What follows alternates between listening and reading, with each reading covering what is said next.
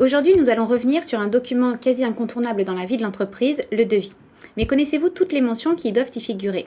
Quelle est sa valeur? Comment calculer votre prix? C'est ce que nous allons voir dans cette vidéo. Le devis est un document obligatoire dès lors que le montant de la prestation est supérieur à 150 euros.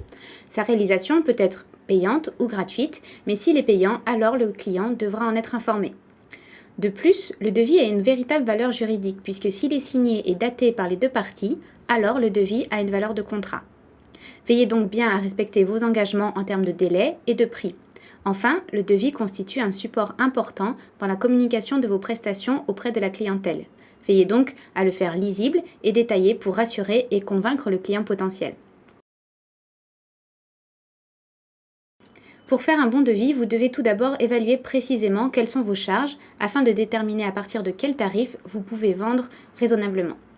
Le professionnel doit donc avoir une idée précise du coût de sa matière première ou de sa main-d'œuvre par exemple.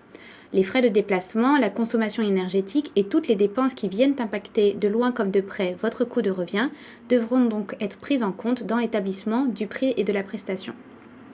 En connaissant son coût de revient et sa marge, le professionnel pourra alors la confronter à ses concurrents et ainsi vérifier si son offre est juste.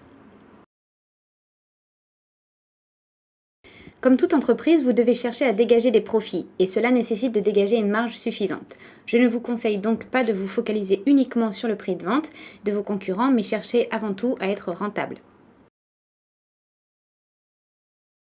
Les mentions obligatoires du devis sont semblables à celles d'une facture. Il s'agit donc de préciser les informations relatives à l'entreprise, son numéro de sirène, son adresse, la date d'émission du devis, son numéro, une description des prestations et bien entendu le nom du client à qui il est destiné.